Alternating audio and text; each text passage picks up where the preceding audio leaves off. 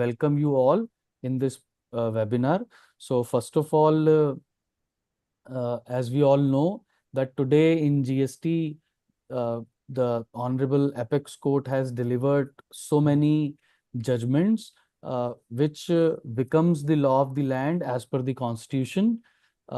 If I am not mistaken, Article 142 governs that, and that becomes the law of the land. And then today we thought to request the learned, the Honorable, our own advocate CA Avinash Poddarji, and I welcome you, sir, for accepting our request for deliberating upon the ratios of the various Supreme Court judgments.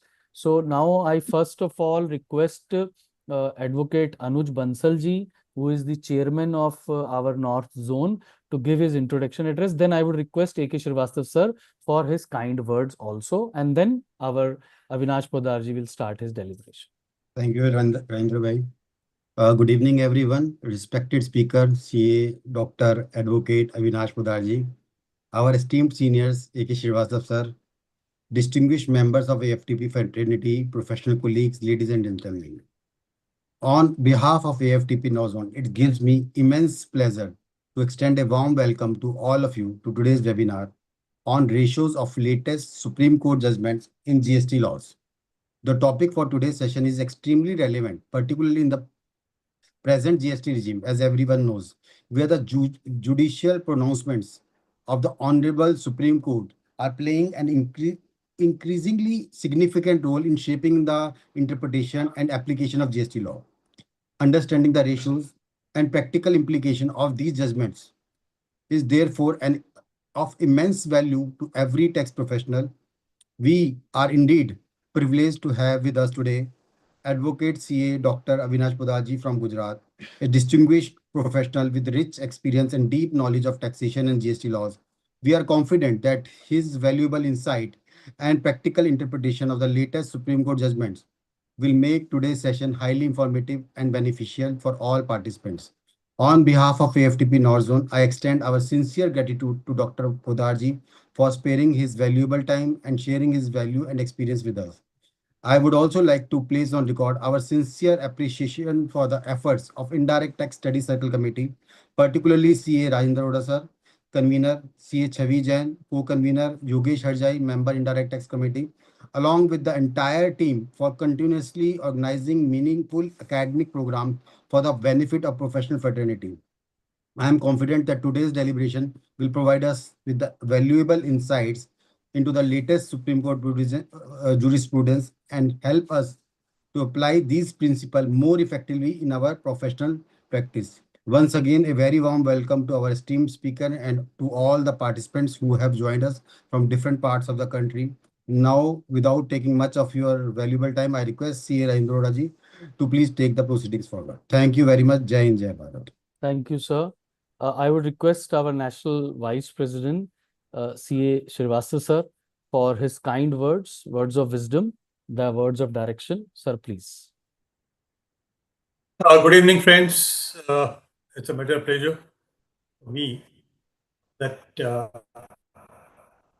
our North Zone is has taken a lead role in not only educating, but also assisting its members who have any difficulty in maybe direct taxes or even in indirect taxes. Both areas we members have issues, and the study circle meetings that we have go a long way.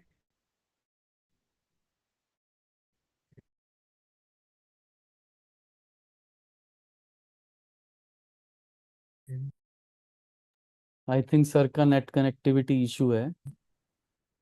Assisting the members, a clarification on the we started in those started in 2017. There have been lots and lots of issues.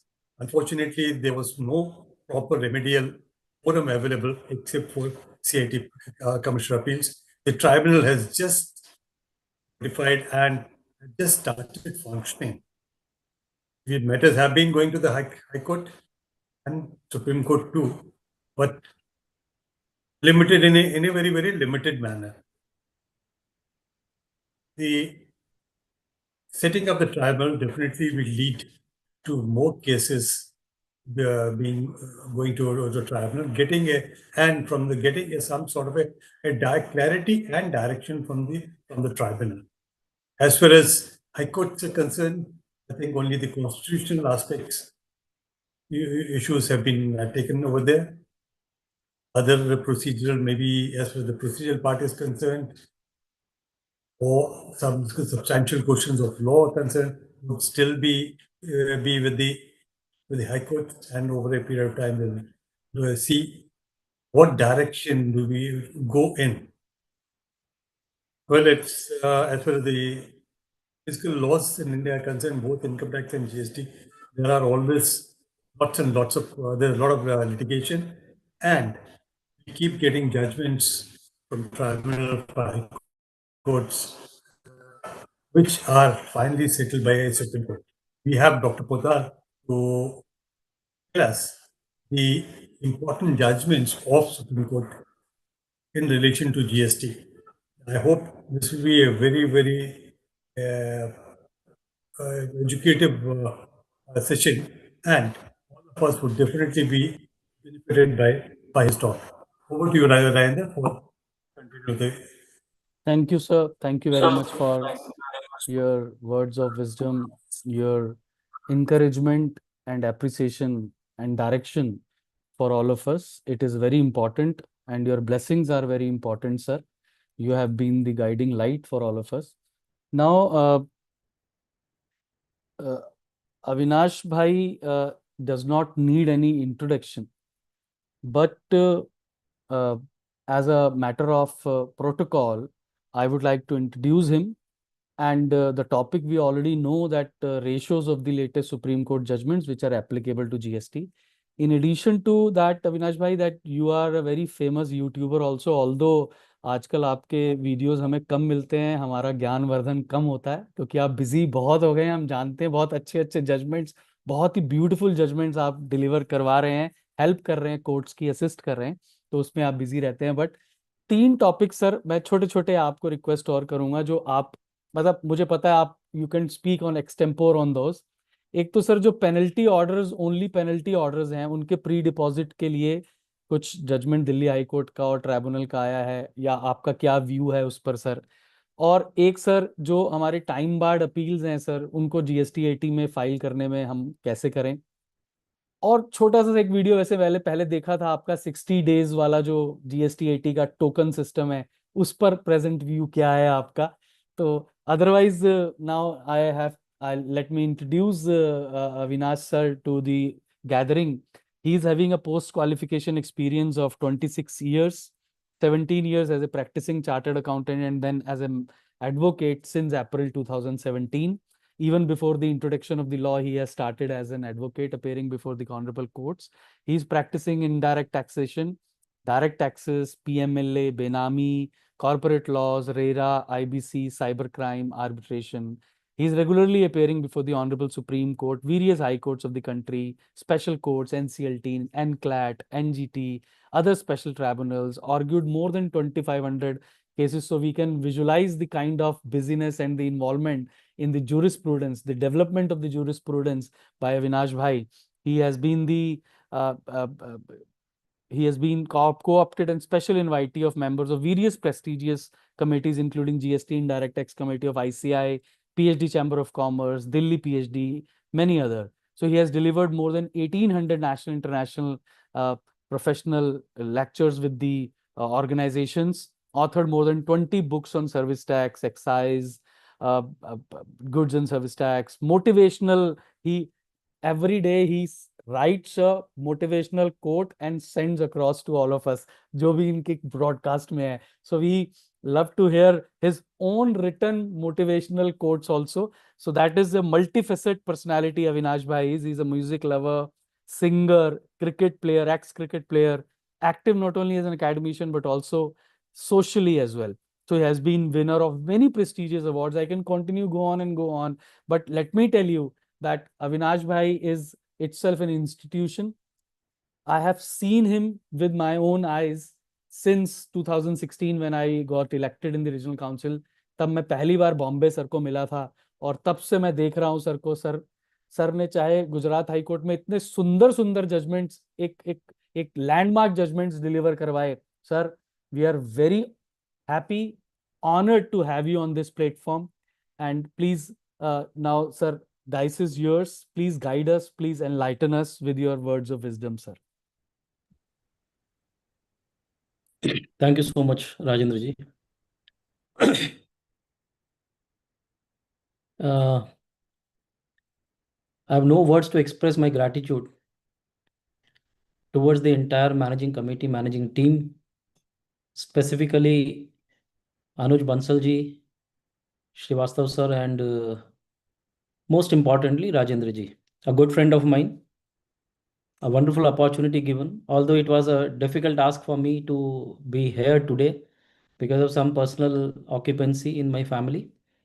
But since this was an opportunity with AIFTP, I thought it should not be lost. I should not lose this opportunity because this is a rare opportunity which we are getting. Now, the topic which is given to me is such a broad topic that it can be deliberated for hours and hours together. Recently, yes, there are a couple of judgments which needs to be deliberated upon because there is a lot of hue and cry in the market when it comes to Bhandari scrap, when it comes to Asia Sugar. There are multiple such judgments recently pronounced by the Honorable Apex Court, wherein the Apex Court has taken a view which may not be liked by many professionals, many taxpayers. But anyways, as Rajendra ji has already mentioned that this is the law of the land and we'll have to bear with it unless something further happens and the judgments are turned down or maybe reviewed. But we'll have to wait for that. Secondly, I would like to start with saying this. When it comes to GST law or when it comes to a fiscal law, we all must understand and appreciate one thing, that one, the hardship being caused because of the stringent provisions of the law is no reason of getting the law struck down or is no reason to create a hue and cry. Only thing that we can do is we can comply with the law in the manner we are expected to comply. At the same time, now there is a provision in the law that if there is a genuine difficulty to the industry, then they can go beyond before the GST council and they can make a representation wherein they can consider as in where is basis, as is where is basis is one of the way which has been carved out by the council in the act itself, in the statute itself. So that is also one of the ways wherein we can deal with it. Now, as we all are aware, I'm sure that this is a August federation, and most of the attendees are well aware about the way and manner in which the judicial forum is taking place or taking the proceedings ahead, right from the adjudication level till the Supreme Court. So therefore, one thing is very clear.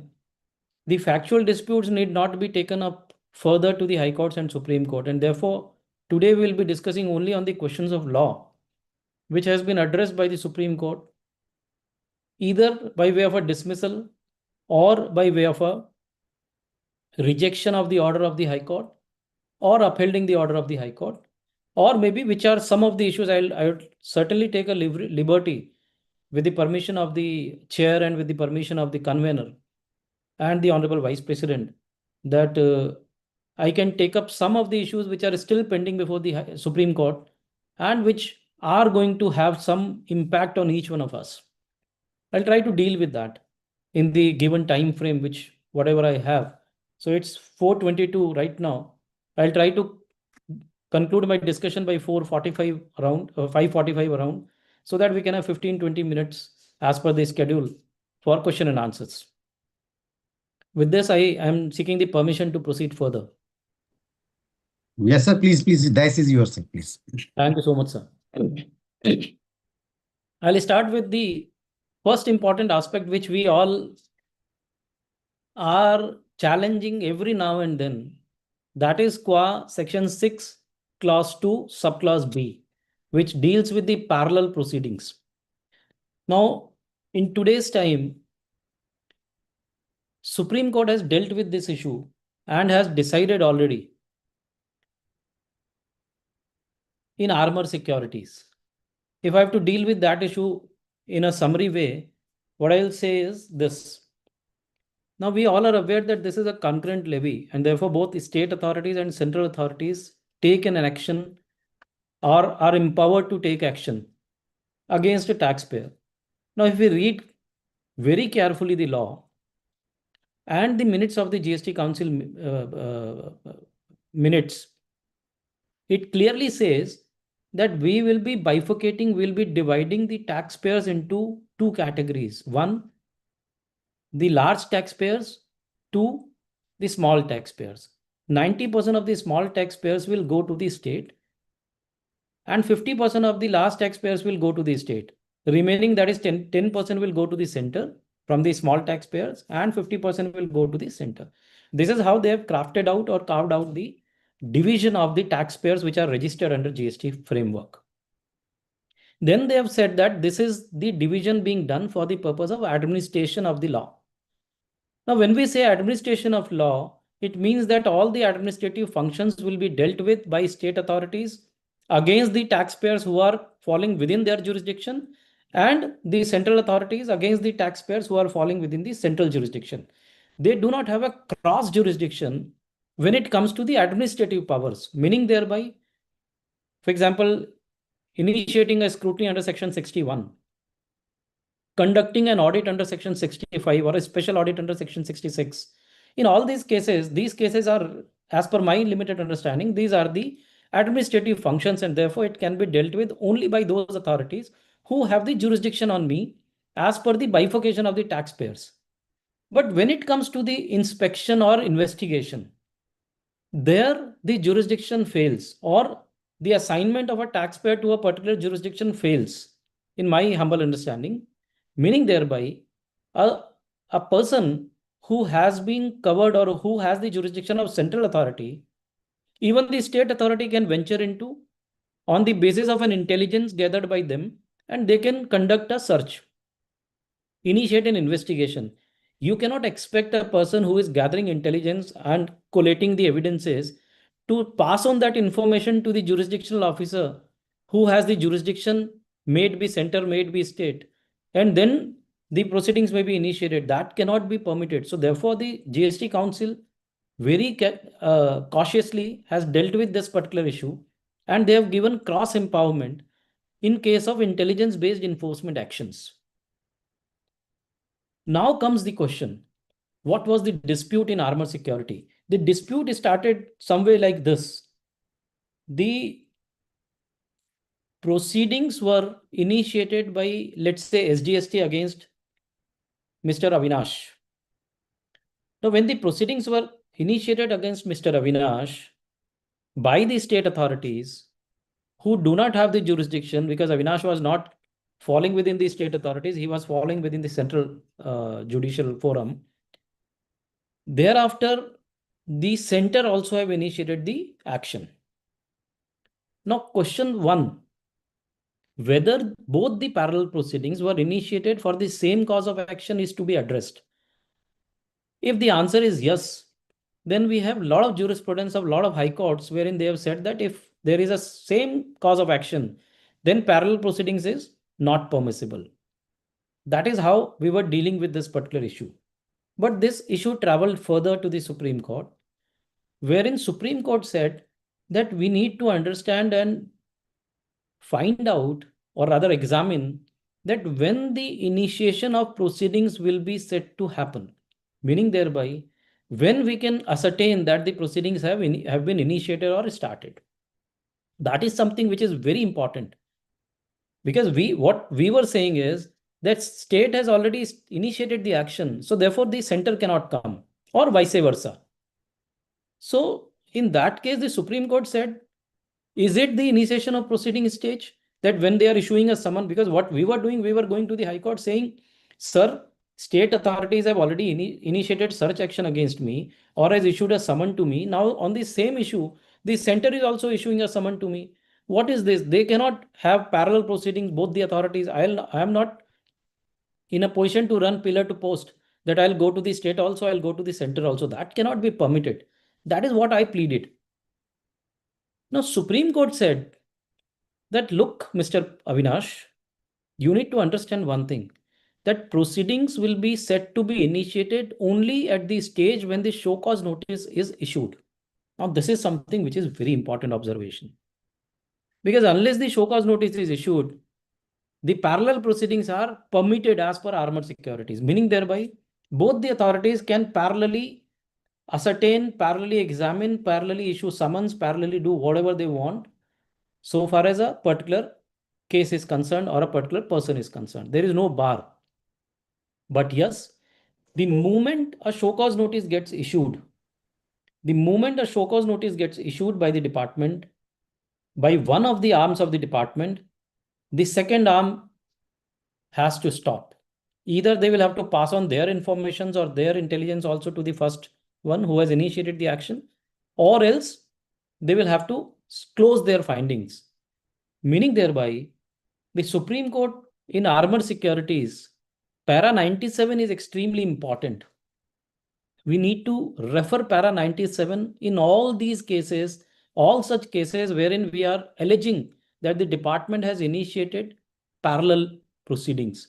So before venturing into para 97, I'll take you through that para 97 and some of the important observations of the apex court. But before going into that, we need to appreciate one thing which is very, very crucial, that parallel summons does not mean parallel proceedings as per armored securities, in my humble understanding. Unless a show cause notice is issued, the parallel proceedings cannot be said to be commenced. So therefore, the moment a show cause notice is issued by one of the authorities, the other authorities has a bar. So what is to be done? There is a guideline which is written by the Honorable Apex Court in para 97. Allow me to read that. Some of the important pointers I'll try to read, and then we'll move to the final ratio. And that is what is we are inclined to discuss today, the ratios of the Apex Court findings. Apex Court in para 97 said, we issue the following guidelines to be followed in cases where, after the commencement of an inquiry or investigation by one authority, another inquiry or investigation on the same subject matter is initiated by the different authority. So the first important point here to be noted by each one of us is this: if purchases from Mr. A by Mr. Avinash is challenged by SGST and purchases from Mr. B by Mr. Avinash is challenged by CGST, it is not a parallel proceeding, because the cause of action differs. It is not same cause of action, and therefore the Supreme Court para 97 will not be applicable. It will be applicable only when the same subject matter is there. One person has already initiated and the second person is now initiating. That is the discussion, or that is from where para 97 starts. Then what are the guidelines? Clause A says, where a summon or a show cause notice is issued either by the central or state tax authority to an assessee, the assessee is in first instance obliged to comply with appearing and furnishing the requisite response, as the case may be. We say so because mere issuance of summon does not enable either the issuing authority or the recipient to ascertain that proceedings have been initiated. Meaning thereby, if you receive summons from on the same subject matter from purchases from Mr. A by Avinash Poddar, if you receive summon from SGST also, CGST also, DGJ also, you will have to oblige all three summons. That is what is para A, and that is what is we were not wanting. But please understand, if we read that section 6(2)(b), it says initiation of proceedings. If one department has initiated, then second is barred. Meaning thereby initiation is being addressed by the apex court in such a way that summon stage is not the initiation of proceeding stage, and therefore you'll have to cooperate. Para B, sub para B. where an assessee becomes aware that the matter being inquired into or investigated is already the subject of an inquiry or investigation by another authority, the assessee shall forthwith inform in writing the authority that has initiated the subsequent inquiry or investigation. So if in my example CGST is initiated, then SGST came, so I need to inform as per this guideline to the SGST authority that look, CGST has already initiated the investigation, has already started the inquiry. Clause C. Upon receipt of such intimation from the assessee, the respective tax authority shall communicate with each other to verify the veracity of the assessee's claim. We say so as this course of action would obviate needless duplication of proceedings and ensure optimal utilization of the department's time, effort, and resources, bearing in mind that action initiated by one authority inures to benefit at all. So that is some very important observation by the Apex Code, wherein they have clearly said that we are not expecting the departmental time to be wasted, and therefore immediately on the information by the assessee side in sub para B of para 97, the tax authority will have to act upon that, and they need to check the veracity of the assessee's claim. Meaning thereby, if I am saying that you are also challenging purchases of A, they are also challenging purchases of A. So they need to check whether we are only challenging purchases of A or we are going further that purchases of B is also being challenged. If that is the case, then this may not apply. So that is to be kept in mind. Clause D. If the claim of the taxable person regarding overlap of inquiry is found untenable, meaning thereby they believe that no, the cause of action is different and therefore it is not tenable, and the investigations of the two authorities pertain to different subject matters, and intimation to this effect along with the reasons and a specification of the distinct subject matter shall be immediately conveyed in writing to the taxable person. Friends, please appreciate, we are discussing the ratio laid down by the Apex Court, which is the law of the land. Meaning thereby, if I inform the authority that look, the other authority has already initiated the action, then in that case, the tax authority will not only check the veracity, but also have to share reasons why they believe that my claim is not correct and therefore they want to proceed further. They will have to give that in writing. Practically nobody is doing, no authority is doing. And there comes the contempt. So therefore we can very well write directly to the officer that if that is not being, this judgment is not being followed, then in that case it will lead to the contempt of the court. Somebody has sent a message to mention the name of the judgment. It is Armor Security India Limited. I'll give the citation also. It is Armor Securities India Limited by the Honorable Apex Court.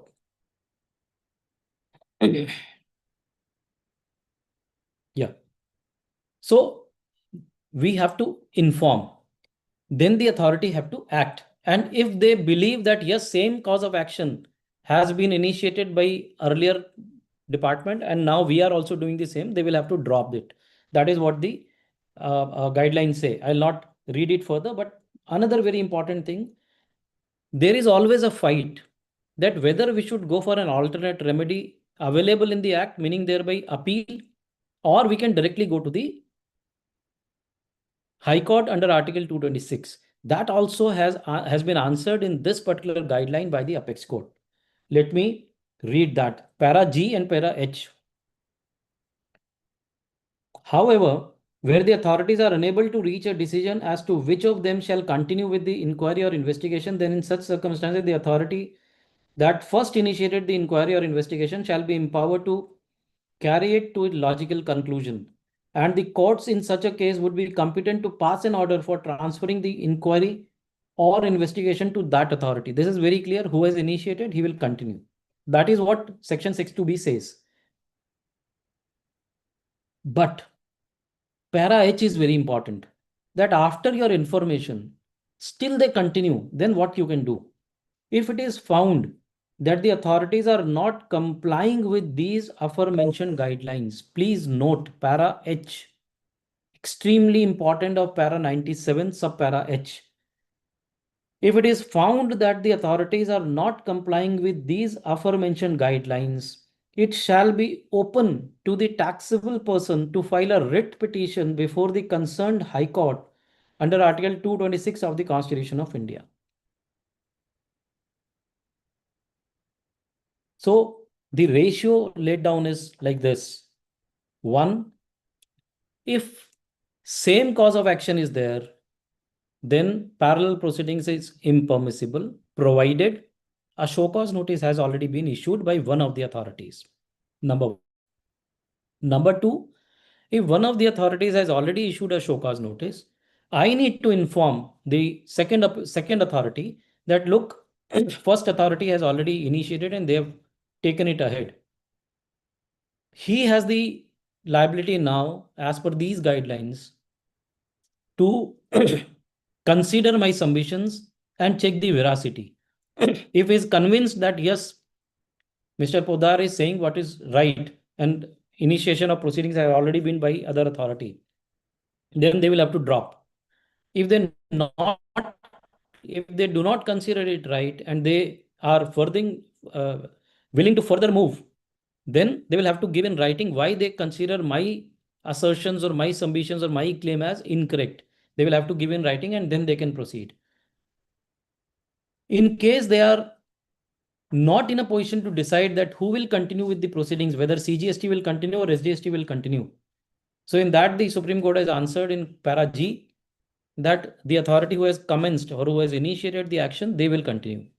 And last but not the least, the Honorable Apex Court has clearly laid down the principle that if after informing the officer, if they are satisfied or not satisfied, but they are continuing and they are not following these guidelines, then in that case, you have a remedy available under Article 226 of the Constitution of India. Meaning thereby, friends, all those dismissals by the High Court on the ground that you had an alternate remedy, so please go and exhaust the alternate remedy. May it be reply to the show cause notice, participation in the adjudication proceedings, or may it be Section 107 appeal, whatever it may be. That question will not arise here after this observation in para 97 in sub para H by the Honorable Apex Court that now if the departmental authorities are not following these guidelines, you can directly go to the 226 article and knock the door of the Honorable High Court to get a relief. That is what is armor securities about. Now, after armor securities, if we move ahead, then there is another very important judgment. Although it may not be directly in link with the judgment of or relation to GST, but that has an impact on GST. Therefore, I am seeking the permission to share that particular judgment or to discuss that particular judgment in brief. I'll not take much time in that. It will be discussed in very brief. A very recent judgment pronounced by the Honorable Apex Court in case of Asia Sugar. On 13th July 2026, this judgment has been pronounced. The reason why I'm touching upon this particular judgment is we all have come across, or rather I'll try to touch upon that also if the time will permit, the Gamescraft judgment, wherein on the online gaming, the tax has been imposed and the validity has been upheld by the Honorable Apex Court, meaning thereby now retrospectively from day one when the GST was introduced, they will be liable to pay GST on that. So a similar question was there in Asia Sugar, wherein if I have to name the entire this thing, then it is Civil Appeal number 48 of 2009, Asia Sugar and Chemical Company, Devanagari versus State of Karnataka and others. This is the citation. Wherein what was the question? Why I'm moving? See, I'm trying to move from section. So I've covered section 6. Now it is towards the exemption section 11. We all are aware that providing an exemption or a concession is a policy matter. In this case, what has happened? Sugar was exempted in the tariff. But that tariff was borrowed from the central excise tariff. In central excise tariff, the words used were sugar produced or manufactured in India. That is what is claimed in this particular judgment. I have not gone through that research. But in this Sales Tax Act, the word used was sugar. Now the question arose that whether sugar will include imported sugar also or not. Whether imported sugar will also be exempt or it will be taxable. So what they did, they amend the law. Now they have amended the law retrospectively. Now, amending the law retrospectively and taking away the exemption was the question. So the amendment was struck down by the single bench of Karnataka High Court. Thereafter, it went to the division bench, and division bench has dismissed that order of single bench, and they have said that yes, the amendment is valid. Then it moved to the Supreme Court. Now, this question is very important. This ratio is very important. Therefore, I'm trying to share this because now you all are aware that there is an amendment in Section 7, wherein club or association, after that, Banaras Club and all, they have incorporated by way of an amendment. Although there is a petition which is pending in the Supreme Court, moved from the Karnataka High Court, Kerala High Court of Indian Medical Association. But we are on a point that can a law be retrospectively amended, and that too an exemption entry. So in this case, the exemption entry which said sugar was amended as sugar produced or manufactured in India.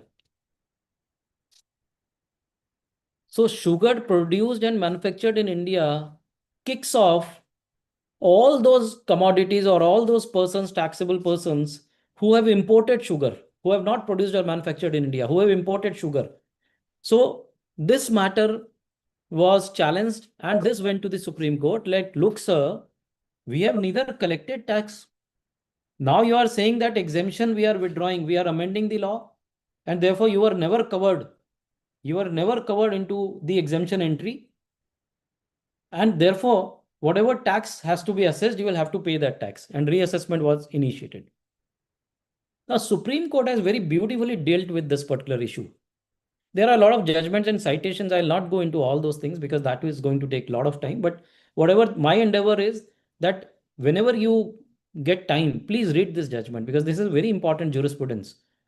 It deals with a lot of cases, a lot of issues, and more specifically, it points out and relies on Govind Sharan and Ganga Sharan, wherein they say that tax authorities or tax laws or fiscal laws have to be strictly interpreted. We cannot go with the intendment that what was the intention of the lawmaker. We cannot go with that when it comes to the scrutiny or the review of the judiciousness of that particular amendment or that particular provision. So therefore, they have relied upon multiple judgments, including Govind Sharan, Ganga Sharan, and including Vatika Township. We all are aware about Vatika Township, that the amendment, retrospective amendment, are open to judicial scrutiny. They can be judicially reviewed qua the constitutionality. That if it is something which is totally unconstitutional, then in that case, it has to be read down or struck down. But otherwise, the retrospective amendments are within the four corners of the legislative powers. That is what is the ratio laid down in this court, in this judgment of Asia Sugar. I am repeating once again, retrospective amendment of a legislature is within the legislative powers of the parliament. That is the adjudication by the Supreme Court. Now, only difficulty what we have or the taxpayers were having कि sir आपने back date से लगा दिया. We imported sugars, presuming that the sugar and the cell is exempt. Now you are saying it is not exempt. So therefore the tax liability will arise. We have never collected the tax from our suppliers, our customers. Now there is no probability or possibility of getting it collected. So that is the unreasonableness or the hardship that is going to be caused because of this particular amendment in the law. Supreme Court beautifully answered. Number one, that retrospective amendment is permissible. Number two, when the exemption is granted or that is the policy matter or that is the power of the legislature, then withdrawing that exemption or concession is also within the power of the legislature. So on that ground, or primarily, there are multiple other things also said by the Supreme Court, but this is the sum and substance. So therefore, the retrospective amendment is absolutely within the four corners of the constitutionality, and that cannot be struck down. That is one. Now again, second question arose. Sir, 2001 amendment, the liability is of 1994. Now you will say 1994 till today, the interest has to be paid, the penalty has to be paid. That will become totally unreasonable. That again was appreciated by the Honorable Apex Court. And then the Apex Court has taken into consideration the argument that what was the error or what was the mistake of those importers. There was no mistake because they followed the law which was there prevalent. So now if you are amending the law retrospectively, which we believe can be done, but that amendment cannot be detrimental to the interest of those taxpayers when it comes to the interest and penalty, because interest cannot be levied. Interest can be levied when you are not following a particular act which you were supposed to follow, meaning thereby when you were supposed to comply with a particular payment of tax and you default in making that payment of tax within that time limit, then the question of interest will come. Secondly, when you are not complying with the provisions of the law, then the question of penalty will come. So therefore, in this case, since the law was amended retrospectively, we cannot be expected to be God, that we are aware of everything, that the act will be amended later on. So therefore, the interest and penalty will be unreasonable. It will be bad in law. And therefore, the Supreme Court has said that, yes, you go for reassessment, but qua that reassessment, only tax liability will be determined and demanded, not the interest and penalty. The reason of sharing this particular judgment was, although it is not directly linked with GST, but indirectly it has a big impact on GST because of the retrospective amendments being done. Section 7 has been amended. Section 17(5) has been amended, that explanation, that plant and machinery. So therefore, this is something which is very, very crucial for all of us to understand the Gamescraft judgment. And we are expecting multiple retrospective amendments in the times to come. Like recently, I'll share that. Rajender ji, I'm taking this liberty of sharing this on record. We are arguing one matter. We all are aware that there is one matter which is going on of consolidation show cause notices, that consolidated show cause notices, wherein single show cause notice for multiple years. The matters went to the Supreme Court. In our Gujarat High Court also it is going on. Bombay High Court larger bench has been referred. So the learned ASG, the Honorable learned ASG has appeared on the last occasion before the court. And this is official, so therefore no bar in sharing this. He requested the court to adjourn the hearing for a period of, let's say, couple of weeks, because he said that counsel is being recommended and counseling is suggesting the amendment in the act qua this particular provision. So therefore, this also will be a retrospective amendment, that consolidated show cause notice can be issued or not issued, whatever. But they will come out with something which will be retrospective. So therefore, this retrospectivity has been a regular feature nowadays. VKC footsteps we have seen, that AAP and Company 89.5 we have seen, Rule 89.5 was amended retrospectively. So there were a lot of such things has happened. And therefore, this judgment, I particularly believe that it is very important to be shared. Somebody has asked me to share the citation or share the name. I read that message. Asia Sugar and Chemical Company, Devnagari, and Civil Appeal number 48 of 2009 is the citation. Honorable Apex Court. It has been decided on 13th of July 2026. Now, moving further, I'll also share one important recent judgment of 12th August, day before, I think yesterday, 12th August 2026. A beautiful judgment, Union of India versus Sunil Bayani. Union of India versus Sunil Bayani. And it is arising out of SLP criminal number 12535 of 2026. 12535 of 2026. What was the issue here? And this is a law which has to be read with Radhika Agrawal. I'll come with that Radhika Agrawal also. Actually, the time is less, so I'm going little fast. Rajendra जी, अगर मैं बहुत fast हो रहा हूँ तो आप मुझे please बोल दीजिएगा. सो आई. नहीं सर, आप प्लीज कंटिन्यू करें. आप बिल्कुल, आप फास्ट नहीं होते हैं सर. You proper explain. मैंने हमेशा देखा है, आप उसको जब तक आप उसको ढंग से एक्सप्लेन नहीं करते, आप आगे नहीं बढ़ते sir. Sir you can take your time, we are here to hear you sir. बिल्कुल हम सुनना थैंक यू, चाहते हैं सर थैंक यू. आपको. Thank you so as much. Per your comfort sir, please sir. Thank you. Now this Sunil Bayani vis-a-vis Radhika Agrawal. Radhika Agrawal is another very important judgment of the Apex Court, wherein the question before the Apex Court was that whether the provision of arrest under Section 69 can be tested on the constitutionality and can it stand the test of constitutionality. That was the test before the Apex Court, and the Apex Court has said yes, the power of arrest is a valid power.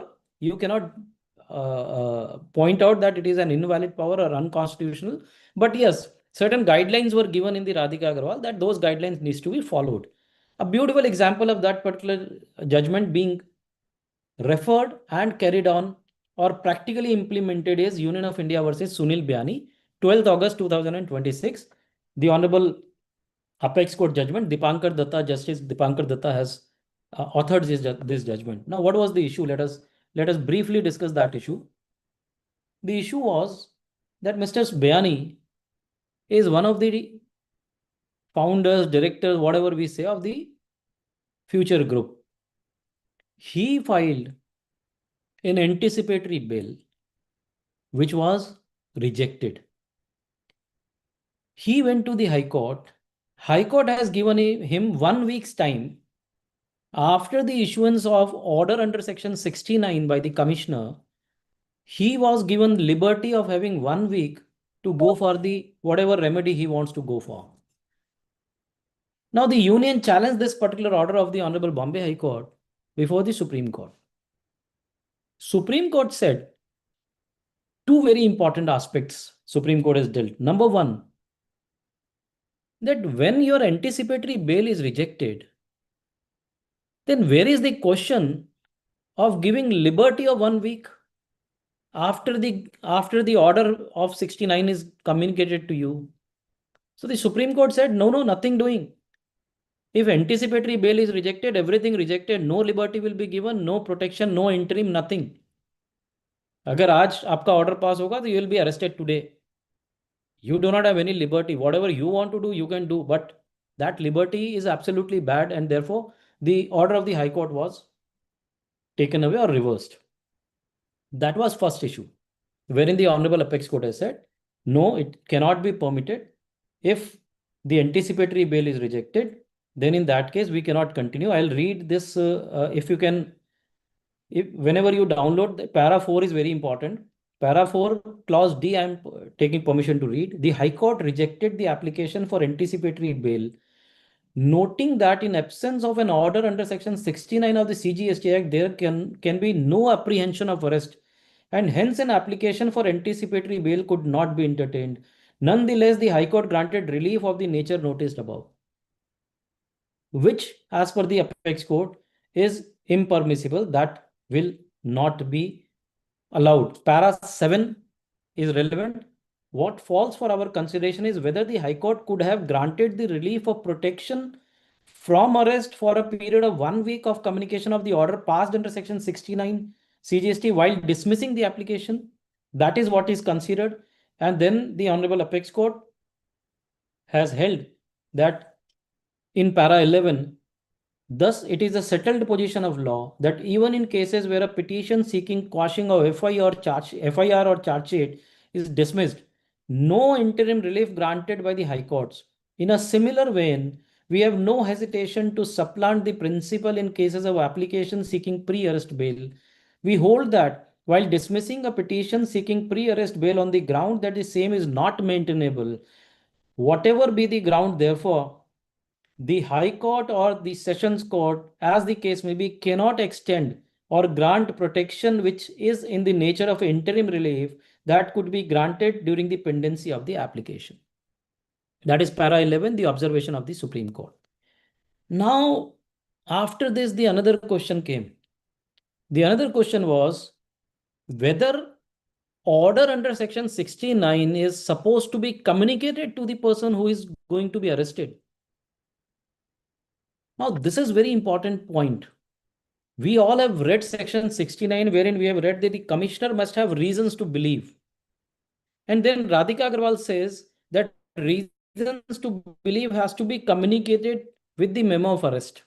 Supreme Court has dealt with this particular issue, and therefore I'm trying to cover this issue. Kal ka hi order hai, 12th August ka order hai, but this is very important order, because now Supreme Court says that yes, 69 order must be communicated. And therefore, once the 16, because see, please understand, Radhika Agrawal says that power of arrest is a valid power.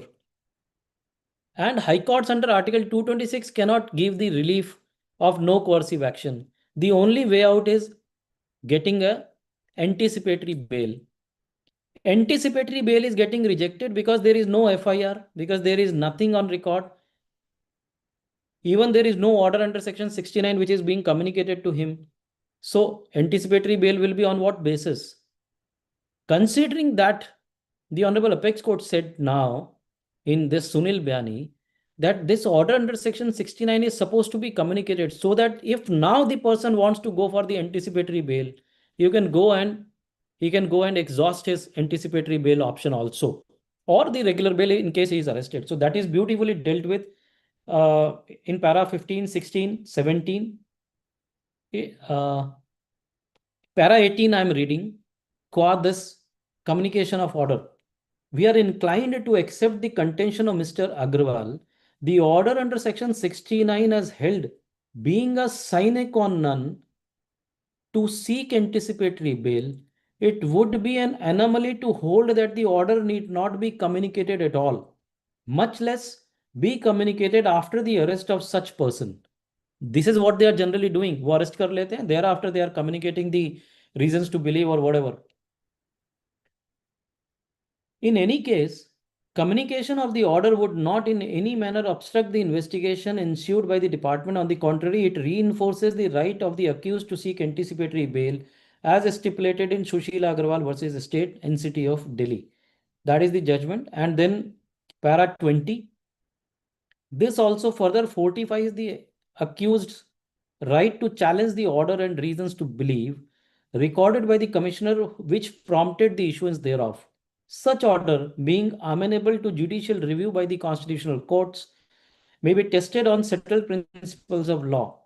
If section 69 were read as it is,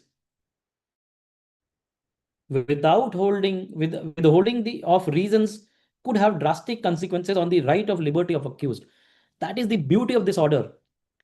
What they were doing till now. After this order, they will have to consider and they will have to change. They were arresting, then they were giving memo of arrest, and after Radhika Agrawal, they started giving the reasons to believe also and the grounds of arrest also. But this para 20 onwards, in this Sunil Bayani judgment, para 21 I'm reading, we note that Rule 8 of the Central Goods and Services Tax Rules 2017 mandates that a person seeking registration under CGST Act must provide an email address and mobile number. Thus, the order may be communicated through electronic means in addition to the mode as permitted under the BNSS, as well as other permissible mode of communication. This would enable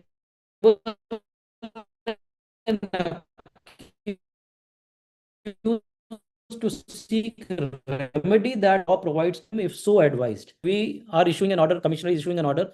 These are the reasons to believe under section 69. That will be mandatory now after this order. Now para 22. In view of the aforesaid, we require the commissioner to communicate the order under section 69 of the GST Act to the respondent in the manner indicated in the preceding paragraph, whereafter he may pursue such remedy as he may be advised. We reiterate, without such communication, question of arrest would not arise. Please note para 22 of the Sunil Bayani judgment passed by the Apex Court, Division Bench, 12th of August 2026. Para 22 is where the directions are there. Honorable Apex Court says that the commissioner must communicate the order of arrest under section 69. Without such communication, the question of arrest will not arise. सो जो road पे चलते हैं ना, कभी भी आपके पास आते हैं, सर्च करने के लिए आते हैं, फिर बोलते हैं 5 करोड़ से ऊपर का आपका लाइबिलिटी है, आप इस पैसे को भरिए, otherwise will arrest you. Now they cannot do it because they will have to. Radhika Agarwal ने पहले उनको रिस्ट्रिक्ट कर दिया था.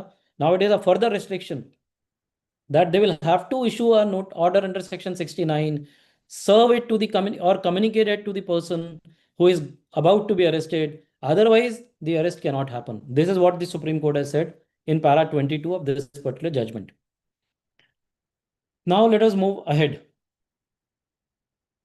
जो आप लोग सुनना चाहते हो, I'll try to share that. But prior to that, I'll share another judgment, which again traveled from Honorable Gujarat High Court, which is Gujarat Chamber of Commerce and Industries.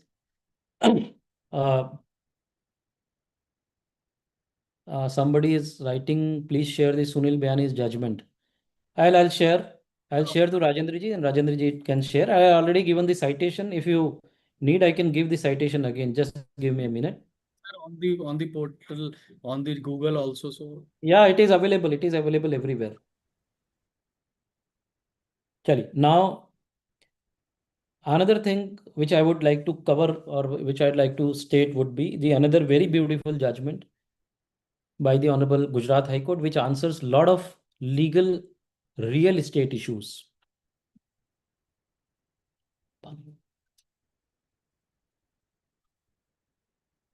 Now, the question before High Court was this,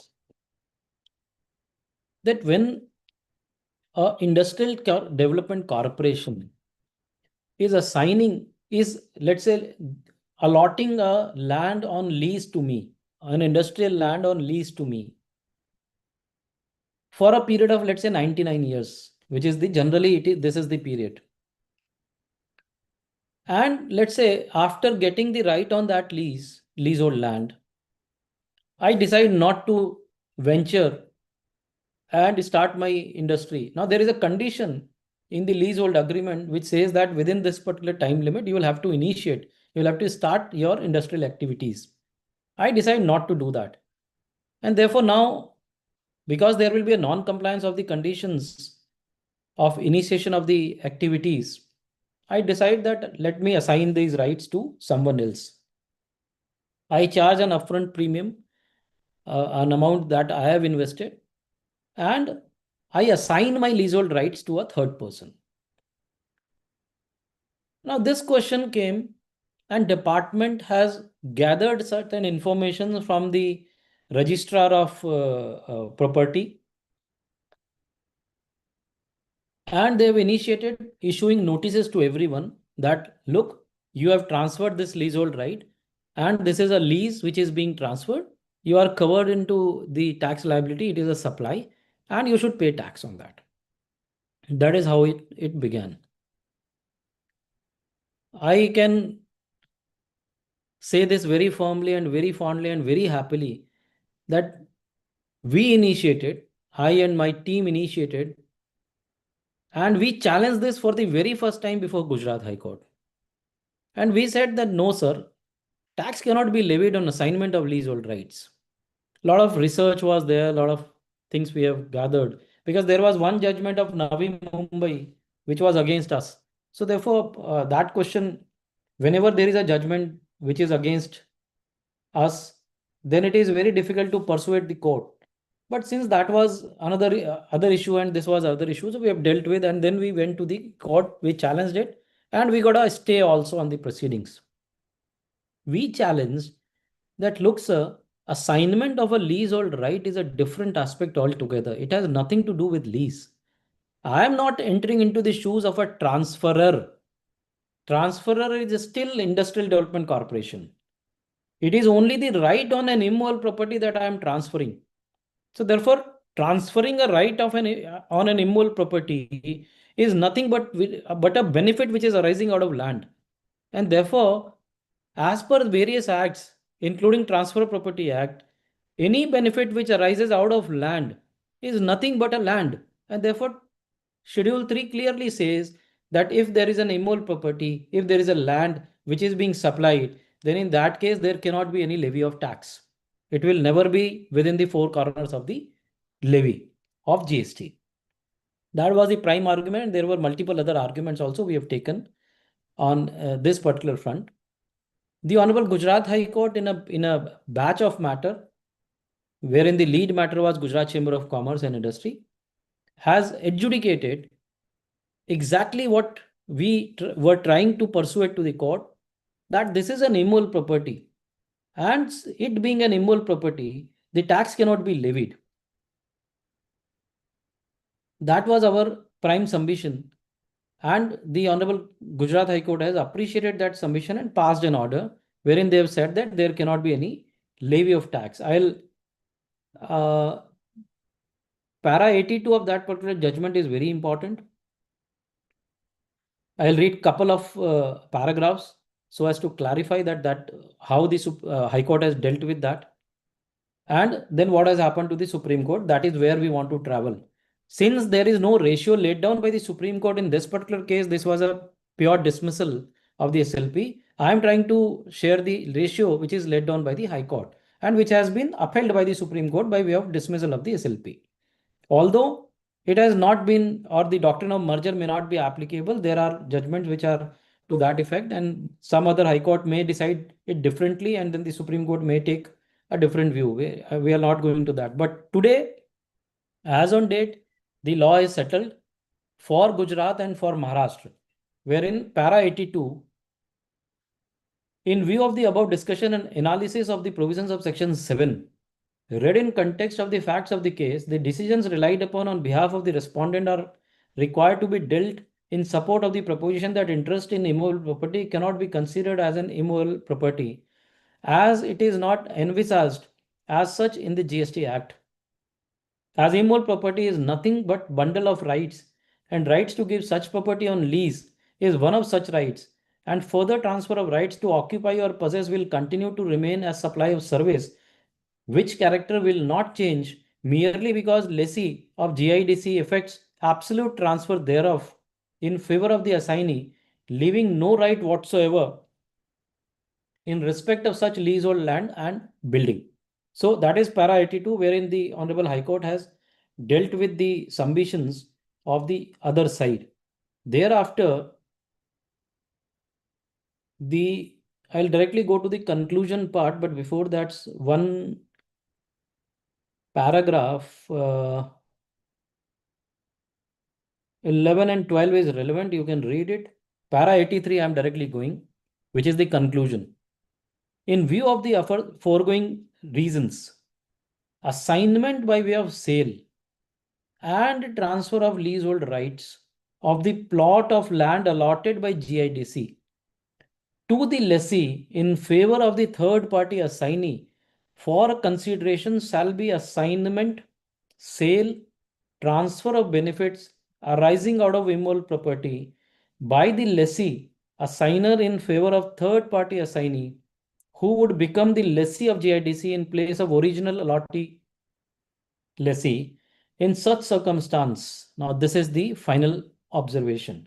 In such circumstances, provisions of section 7(1) clause A of the GST Act, providing for scope of supply, read with clause 5B of schedule 2 and clause 5 of schedule 3, would not be applicable to such transaction of assignment of leasehold rights of land and building, and the same would not be subject to levy of GST as provided under section 9 of the Act. So High Court has taken a view that this will not form part of the scope of supply, and therefore section 7 read with section 5, there's clause 5B of schedule 2 and clause 5 of schedule 3, it can never be said that there is any supply, and therefore section 9 levy fails. That is what the High Court has said. Then this Gujarat High Court was followed in Aerocom by the Honorable Nagpur bench of the Bombay High Court. Bombay High Court is listening these matters. The batch of the matters are listing on 17th of August before the principal bench of Bombay High Court, just for the information. In the meanwhile, this Aerocom and Gujarat Chamber of Industries both traveled to the Supreme Court. Supreme Court has considered this and dismissed the SLP in limine, saying that we are not convinced and we do not want to interfere in the order of the Gujarat High Court. That is how they have dealt with, and this means, or this means that the assignment of a leasehold right by the original lessee to the third party is not covered within the purview of or the scope of supply, and therefore the levy under section 9 cannot apply. And this has been upheld indirectly by the Supreme Court by way of a dismissal of the SLP, although it is not a reasoned order, but this is how the Honorable Apex Court has dealt, and therefore we believe that so far as Gujarat is concerned, so far as Maharashtra is concerned, it is settled. And unless now there is any contrary order by any of the other high courts, this has become the law of the land. So Supreme Court becomes the, provided there is no contrary judgment by any other high court which travels to the Supreme Court, and Supreme Court takes a different view. So this is about Gujarat Chamber of Commerce and Industries. Now to C के लिए wait कर रहे हैं. So I'll come to that. But before that, one another important aspect. See, we all are aware that in the initial stages of GST, we all have committed some or the other error, some or the other mistake we have committed while filing returns, GSTR1, GSTR3B or whatever. Now, there was one important question before. It started from Madras High Court, then it went to the Gujarat High Court, then Bombay High Court. Multiple High Courts have taken a view. And it went to the Supreme Court, and Supreme Court has also settled the issue. So I'll try to first narrate the controversy and then go to the Supreme Court observations. See, what has happened is, I filed a GSTR1 wherein I have supplied the goods, let's say to Mahindra and Mahindra A location, let's say Ahmedabad, which is Gujarat. Whereas the invoice was generated correctly, Mahindra and Mahindra, Gujarat. But while filing that GSTR1, in spite of Mahindra and Mahindra Gujarat GST number, I have written Mahindra and Mahindra Delhi registration number. Now it is not being it is being reflected in Delhi. It is not being reflected in Gujarat. The entry and transaction belongs to Gujarat, and therefore that Gujarat company, Gujarat branch, has claimed that ITC department came. In your 2A, it is not reflecting, and therefore the ITC needs to be reversed. Very well, those are the large organizations. They took a call that yes, we will not be disputing, we'll reverse it. Now, after reversing, they approached the supplier that you committed a mistake. Because of this, we are giving you a certificate that we have never claimed this ITC in the state of Delhi, where it is in their GSTR 2A. We claimed in Ahmedabad, which was challenged by the department, and therefore we have reversed it. Now, since we have reversed it, we'll reduce from your payments this amount. I went to the High Court, or the petitioners went to the High Court. We tried to explain the High Court that, look, sir, we got the awareness of this particular mistake only when the period for rectification got expired. Because there is a period which is specified. If I'm not wrong, 37.3 or those sections are there which says it can be amended or it can be rectified till 30th of November of the subsequent year. That has lapsed, and after 2 years or 3 years down the line, I came to know that there is an error which is committed by me in a particular month in GSTR1. The Honorable Apex Court, the Honorable High Courts, all these High Courts, multiple High Courts, Madras High Court, Bombay High Court, Gujarat High Court, they have dealt with this particular issue. They said that nothing doing. Now, one of the matters went to the Supreme Court. It is Aberdare, Aberdare, Aberdare, Aberdare Technologies Private Limited and others, wherein the same question went to the Supreme Court. The reason of covering this is that Supreme Court has made a beautiful observation in this particular judgment. It's a one-page order, but Supreme Court has observed a very important and pertinent point, which we can apply in any of the inadvertent errors that we commit, either while filing returns or at the time of making any compliances. So this observation is very important. Permit me to read. The Supreme Court said it. I'll give the citation again. Central Board of Indirect Taxes and Customs versus Aberdare Technologies Private Limited, Special Leave Petition SLP Civil Diary number 6332 of 2025. I'm repeating, 6332 of 2025. What does the court react on the SLP filed by the department? We are not inclined to interfere with the impugned judgment, which is in fact just and fair, meaning thereby getting the permission or giving the permission of amending the returns for the inadvertent error is treated as just and fair by the Supreme Court, as there is no loss to the revenue. This is the point to be noted. As there is no loss to the revenue. Hence, the present special leave petition is dismissed. Now comes the observations. The petitioner CBIC must re-examine the provisions, timelines fixed for correcting the bona fide errors.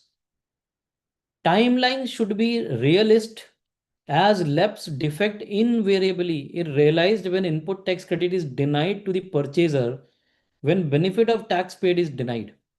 Purchaser is not at fault having paid the tax amount. He suffers because he is denied benefit of tax paid by him.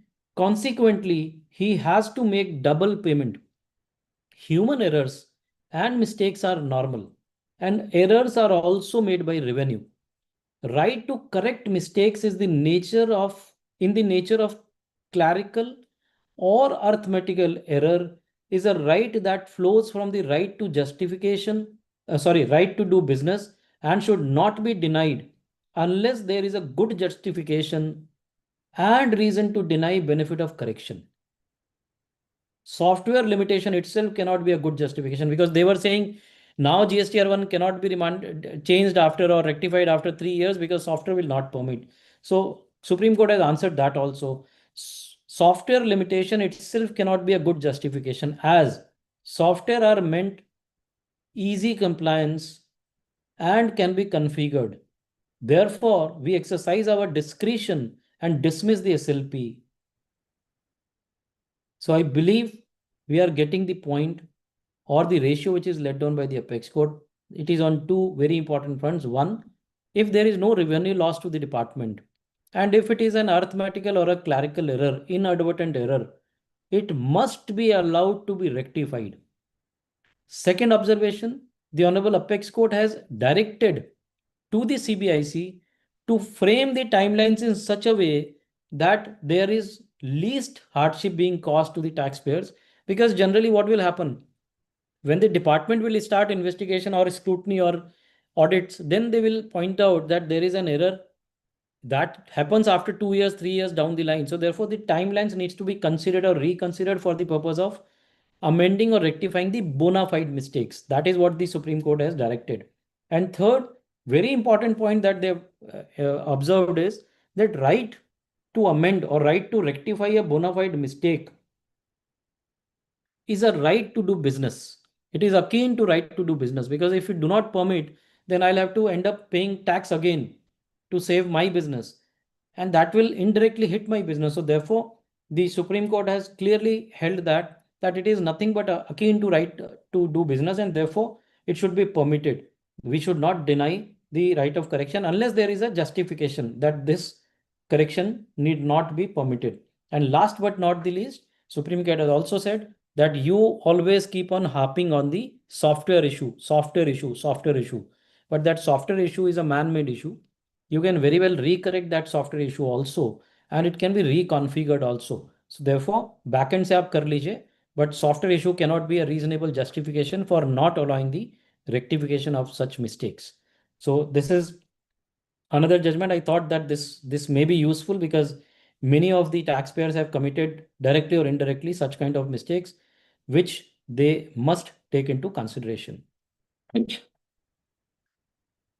Now, okay, let me take this ASP traders.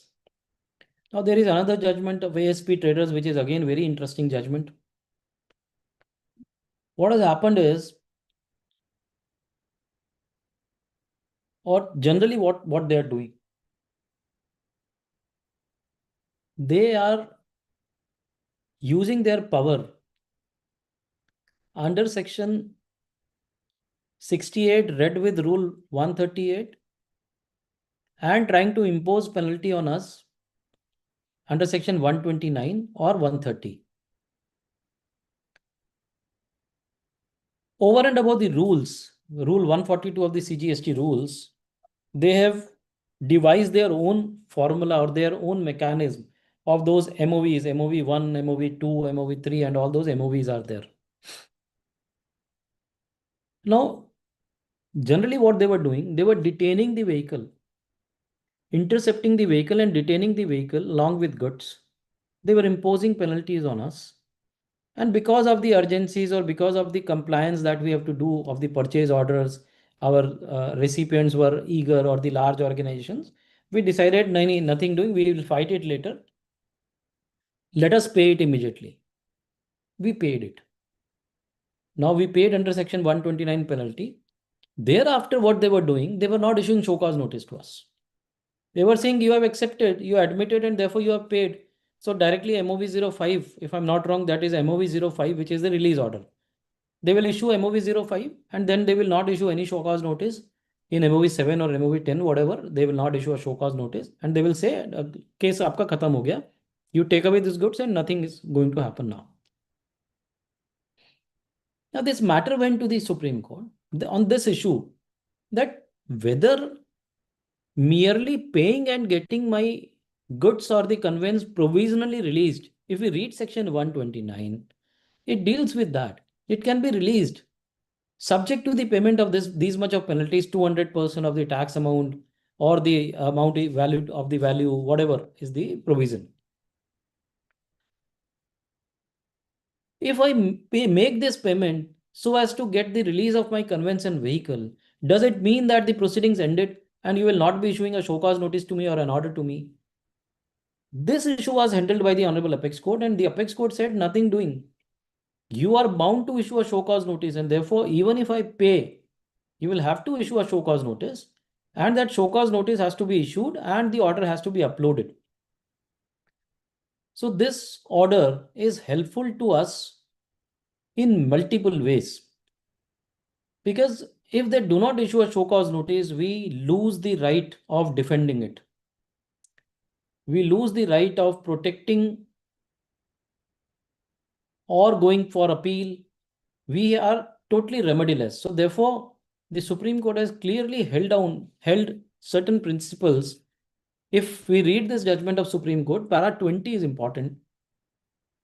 Clause D analysis, para 20, wherein the first question is this: whether issuance of summon can be regarded as initiation. Just a minute. I think just give me 1 minute.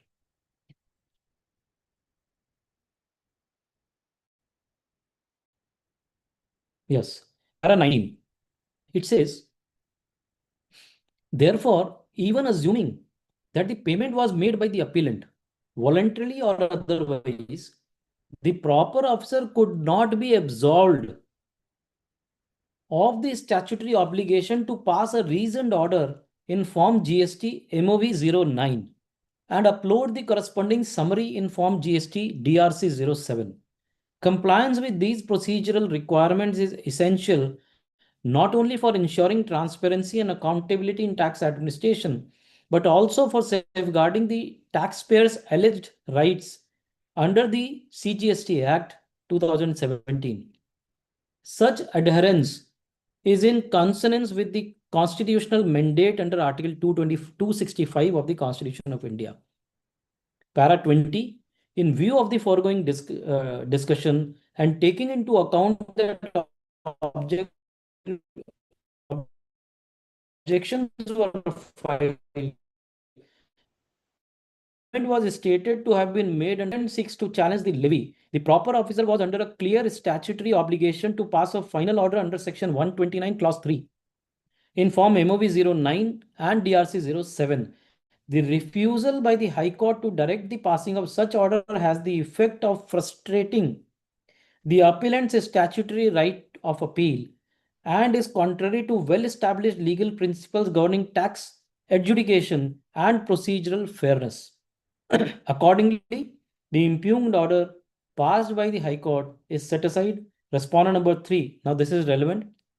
Respondent is directed to pass a reasoned final order under section so and so of the CGST Act in form so and so after granting an opportunity of being heard as mandated under section 129 clause 4 and upload the summary thereof in DRC 07 within a period of 1 month from the date of receipt of a copy of this judgment. Thereafter, it shall be open to the appellant to pursue appropriate legal remedies against such order in accordance with law. So therefore, this ratio, as per me, again has a weightage, because merely payment of tax does not mean that you are admitting and paying. This will not only apply to the section 129 cases or the detention and interception cases, but this will also apply, equally this will apply to all the search cases wherein the tax is being paid and then they are not issuing show cause notice for a longer period in time, saying that since you have admitted and paid, there is no requirement, the proceedings are concluded. No, they will have to issue an order, they will have to issue a termination of the proceedings, they will have to conclude. Unless they conclude, this ASP traders will not be complied with and therefore there will be a violation. Chaliye, next we'll move to another important judgment of the apex court in the matter of 9610. Now again, we all are aware that the Honorable Gujarat High Court has first decided Rule 96 sub Rule 10. Thereafter, the Bombay High Court has decided. Thereafter, there are a couple of other courts also, which Kerala High Court has struck down 9610. So Uttarakhand High Court has decided. The matter went to the Supreme Court. Recently, the Supreme Court in good luck has dismissed the SLP, and therefore the ratio of the High Court will now survive. So what is the ratio? Let me just take 2-3 minutes to explain the controversy. Rule 96 sub Rule 10 dealt with the restriction, or I will say an arbitrary restriction, saying that if you are importing goods under advance authorization, then you cannot export goods with payment of tax. You will have to export under LUT. Now, section 16 of the IGST Act does not have such restriction at that point in time. So therefore, we challenge this Rule 96 sub Rule 10. Before multiple High Courts, this challenge is there. But Gujarat High Court was the first one to take decision, and then it was followed by various High Courts. Uttarakhand High Court, sorry, was also one of those. So what has happened? Rule 9610 was saying that you cannot export with payment of tax, and therefore whosoever is exported with payment of tax must not have claimed refund, and therefore the department was asking that the refund to be given back. They cannot, because indirectly they were saying that since you have imported without payment of tax, there is no IGST credit. You are purchasing from the domestic market, and that domestic market credit of CGST, SGST, IGST, whatever it is, it may be, is being utilized for export. They are claiming that refund, which is impermissible. That was their submissions, primary submissions. When these matters were going on, the arguments were happening. In the meantime, on 8th of October 2024, or with effect from 8th of October 2024, Rule 96 sub Rule 10 was deleted, was omitted from the law. Now, when this 9610 was omitted, again the arguments got changed. We started arguing that, sir, now since the provision is already deleted or the provision is already omitted with no saving clause therein, and since there is no saving clause, all the proceedings that have been initiated, whether it is concluded or whether it is pending, must go. There cannot be any proceedings now in light of the deletion or omission of Rule 9610 with effect from 8th October 2024. Then the question arose that what will happen to the proceedings initiated and concluded prior to 8th October 2024? Whether that is also argued to be gone or void, or that will continue. So the High Court has considered one very pertinent judgment of Kolhapur Cane Sugar Works Limited versus Union of India, 2000 taxman.com 1065 Supreme Court. The Supreme Court has very well stated in this particular judgment in para 5, wherein they have said that this cannot be permitted. If there is no saving clause, then the entire law will go from day one. It cannot sustain. No proceedings which have been initiated on the basis of that particular law can sustain. So that was the submission which was made by the petitioners, which the Honorable High Court has upheld, and they have quashed all the proceedings after the omission of Rule 9610. I am not going into the virus, why the virus was challenged and how it was challenged, merely because during the course of the challenge of the virus, the rule was omitted. And if the council minutes have to be seen, then the council minutes have clearly laid down that it was causing difficulties to the exporters. And because of those difficulties, we are now deleting it. So that is how the omission happened. So it clearly said, and in the minutes of the council also, there was no utterance of single word that what will happen to the proceedings which are ongoing. So therefore, we believe that there is no saving clause of the proceedings, and therefore the entire proceedings, all the proceedings which are pending or concluded, whatever, will go.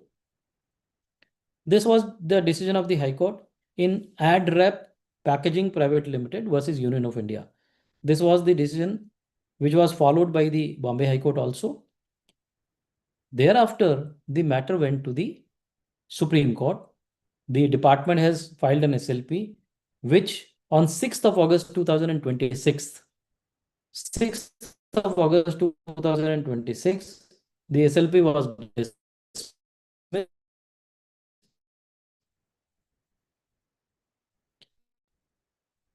In Good Luck India versus Union of India, the matter got listed out of India. SLP number 24550-6. So this was listed and decided on 6th of August 2026, wherein the Honorable Apex Court has upheld. Now we can say that all these proceedings which have been initiated has been settled. So all those who have paid under 96 interest liabilities also, which many people have incurred, then since the law has been struck down from day one and all the proceedings are struck down, I'm of the view that even those interest and the tax amounts, whatever has been paid, can be claimed back. So this is the jurisprudence which has been laid down by the High Court and followed by the Supreme Court. And I'll read 2 paragraphs of the Honorable Apex Court judgment so that you can appreciate that what exactly happened in the Supreme Court. Para 5, the learned counsel, senior counsel appearing for the respondents, on the other hand, relies on Kolhapur Cane Sugar Works Limited versus Union of India, 2000 taxman.com 1065. Therein the question raised was the refund demanded under Rule 10A of the Central Excise Rules 1944, which though prevalent at the time of issuance of show cause notice, before the final order was passed, it stood omitted. The newly brought in rule did not have provision for enforcing such refund.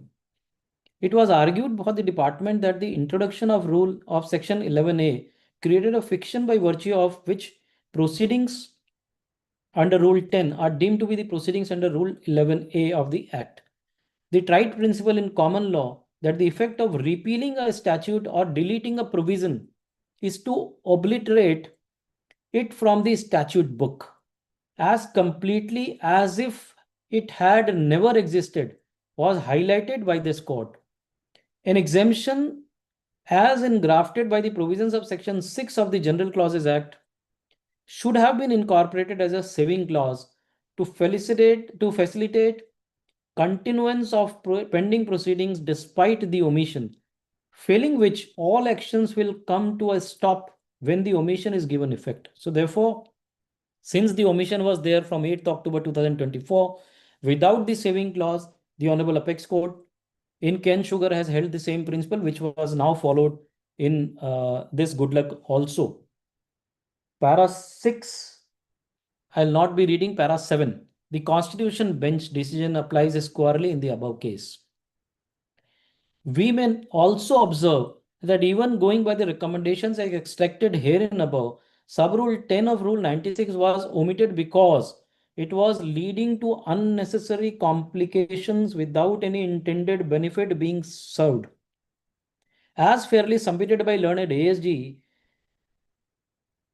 the legislature has not brought in any saving clause or a sunset clause when Sub-Rule 10 of Rule 96 was omitted. The recommendation that the omission should be prospective is also advisory in nature and does not bind the rule-making authority. The intention to omit the rule without any saving clause was to bring to an end the unnecessary complications once and for all.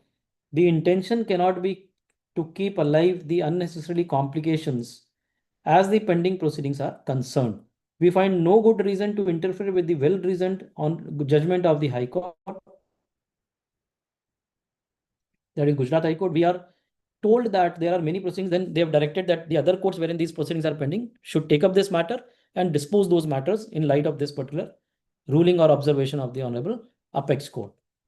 Now only 5 minutes are left, so I'll take up that 16(2)(c) because there are a lot of other judgments which I wanted to cover, but I need to appreciate the time also and respect the timelines which is given to me.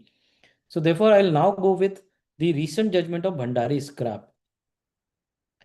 Now there is a lot of hue and cry in the entire industry, entire taxpayer fraternity, entire tax professional fraternity, that 16(2)(c) is gone, and therefore it has been upheld in Bhandari Scrap by the Honorable Apex Court. Now nothing can happen. So I'll start with saying this. It is a settled proposition of law. Time and again the Honorable Apex Court has said this, that merely because one provision of the Act is causing hardship or is a harsh provision, we cannot struck down or declare it ultra vires the Constitution. Because tax has to be read strictly. A tax law need to have such strictest of the strict provisions. At the same time, there are n number of judgment which says that input tax credit is nothing but a concession or a benefit which is being offered to the taxpayer. It is not a right. It is not a statutory right.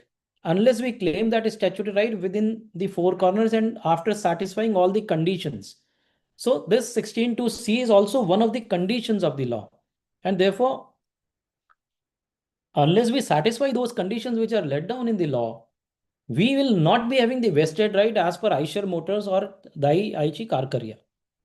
So one thing is very clear, Mahalakshmi Cotton is dealing with this particular issue, wherein they are saying that it is a benefit or a concession subject to compliance of all the provisions of the law or the conditions which are there to get a favorable or to get a legible input tax credit.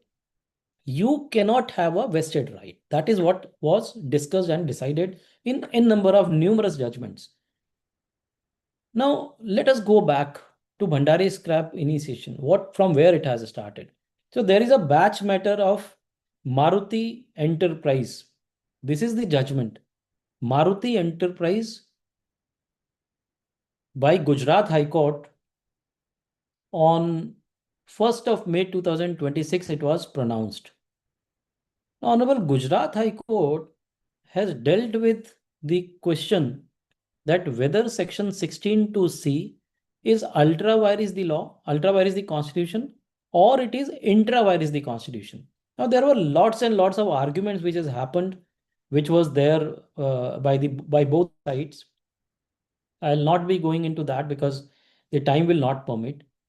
But what has happened is, finally, the Honorable Gujarat High Court has said that nothing doing, this is a valid provision. 16(2)(c) is a valid provision. And therefore, you will have to live with it. But then, Honorable Gujarat High Court in Maruti Enterprises in para 87 and 88 has very categorically dealt with a particular direction. Allow me to read that para 88, reading which, because हम क्या होता है आजकल क्या हो गया है, अनुज जी आप भी अप्रिशिएट करेंगे, I am very sure, because आजकल व्हाट्सएप यूनिवर्सिटी बहुत प्रेवलेंट हो गई है.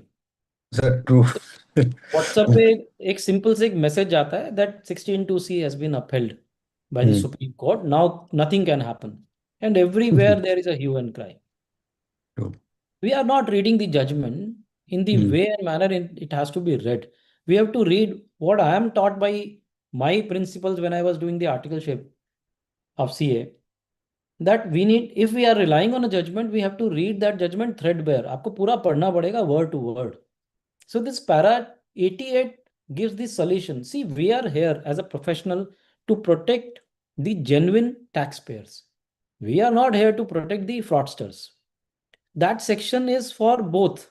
That is what we are arguing, that it is for both. But at the same time, for genuine taxpayers, Honorable Gujarat High Court has referred one paragraph. I am reading that paragraph, para 88. We acknowledge that the provisions of section 16(2)(c) of the Act are to be viewed from a regulatory standpoint and are anchored in the legitimate objective of maintaining the integrity of tax chain, preventing systemic revenue loss to the government. However, it is high time that in order to resolve the conundrum, the government undertakes, this is something important, the government undertakes a comprehensive re-evaluation of the dicey situation which purchasers are facing. There is a pressing need for legislative amendments or clarifications to be issued within the GST framework to alleviate the disproportionate financial and administrative burdens currently placed upon purchasers who have an honest claim of ITC. So honest claim of Honest ITC. word is very important. This honest word is very important. So these cases are applicable in case where the purchaser is bona fide and he has honestly done his transaction. Exactly. So Intentions have to be indirectly, the Honorable Gujarat High Court has directed to the council that you amend the law or frame a mechanism wherein the honest taxpayers are protected and they are not suffered from this particular issue of extra burden of paying the tax again. Beyond mere policy changes, the government should implement a robust, this is the word, the government should implement a robust technology-driven tracking mechanism enabling verification of payments made by suppliers against specific invoices in real time, thereby insulating bona fide recipients from the defaults of their vendors. Simultaneously, the government has to take prompt and immediate steps for recovery of tax from the erring suppliers instead of compelling the purchasers to avail themselves of alternate cumbersome remedies. In the absence of stringent oversight, unscrupulous sellers could potentially enrich themselves at the expense of both the public exchequer and the honest buyers. So the High Court has dealt with this in para 88, which must be appreciated. Now, let us discuss the Bhandari scrap, which is creating the maximum hue and cry, and then I'll stop. In Bhandari scrap was one of the matters of this batch in Maruti Enterprises. This went to the Supreme Court. The matter was listed. Supreme Court has not entertained this. They have said that we do not find any reason to interfere in the judgment of Maruti Enterprises. Unfortunately, if we read this order, the Supreme Court, I cannot comment, being the student of the law, I cannot comment on that, but the Supreme Court has also dealt with a judgment or dealt with an issue of the Tripura High Court Sahil Enterprises, which is still pending, which is never listed before the Supreme Court. It is still in the defect and likely to be listed on 31st August, which I have seen for the very first time how it can be done. How the Supreme Court can deal with a matter which is not listed before them and comment that jurisprudence is also not right. Anyways, in Bhandari scrap, the Honorable Apex Court has said that we will not be going into the interference, because as per us, the observations which is given by Maruti Enterprises, Gujarat High Court, is correct. Because Maruti Enterprises has dealt with section 41, 37, rule 37 very categorically. And Supreme Court has also specified that section 41 dealt with by the Honorable Gujarat High Court is rightly dealt with, and therefore, if the genuine taxpayer is there, the supplier will pay and they can re-avail the credit. But unfortunately, neither the High Court, Gujarat High Court, nor the Supreme Court has appreciated the fact that the period of 1718 and 1819 were the period of the petitioners. And this amendment in 41 has came out later, wherein they have said in clause B or subsection 2 of the section 41 that all those persons who are reversing their input tax credit can claim it back once the supplier pays. So therefore, this section was not at all applicable in all these petitions. But one thing which is very important and which is coming out of this, as per my limited understanding, is that even though this is a judgment which we feel is against us, but if I have to honestly consider para 88 of that particular judgment, does we or shall we not assume that this is a favorable judgment to all the honest taxpayers? If we are able to substantiate, if we are able to demonstrate that the genuineness is there of the transaction, and we are not having any collusion with the suppliers, I believe that this judgment, which is now approved by the Honorable Apex Court, becomes the law of the land, and therefore, in all these cases, now two benefits are there as per my limited understanding. One, the government will have to come out with a mechanism which is now approved by the Supreme Court, and therefore the recommendation or the suggestion of the Gujarat High Court or the direction will have to be now complied, because the word used is the government should, the government must. Number two, the honest taxpayers are protected. The government has to come out with a mechanism wherein the honest taxpayers are protected. Number three, the Honorable Gujarat High Court has also laid down a principle wherein they have said that the government should take action against the erring suppliers, not against the buyers. First, go and take action against the erring suppliers. Do not disturb the buyers, because they are, see, what is happening is we all are aware suppliers are not there. Only those industries who have invested thousands of the crores in the industry are remaining. So therefore, the government has the shortest route of catching these genuine taxpayers, and they are approaching those taxpayers, which the Honorable Gujarat High Court has said, you go and approach first the suppliers, catch hold of them, try to recover the money from them.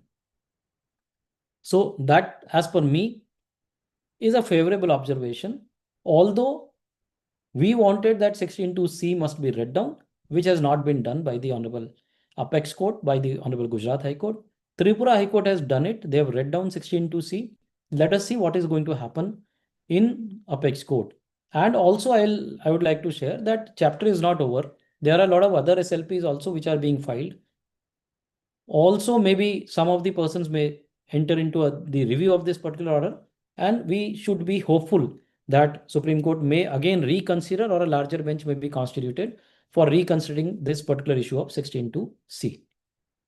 With this, although there are a couple of more issues which I wanted to touch upon, but because of the paucity of time and I need to respect the time of everyone, I'm extremely thankful to the Federation, to this August organization, for giving me this opportunity of sharing whatever views I have so far as these ratios of Honorable Apex Court is concerned with respect to the GST laws.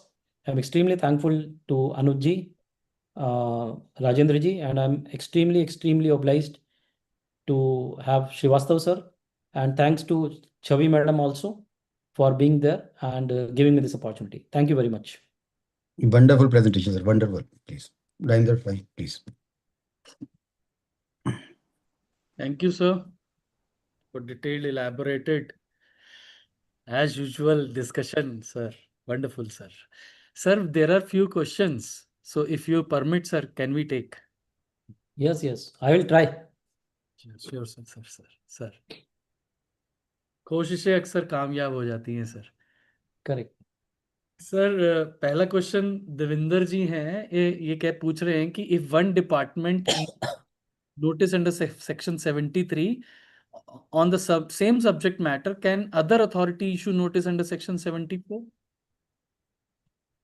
No, see, now after this armor securities, para 97, which I have read, the guideline says that if a notice has been issued, that is, proceedings are initiated.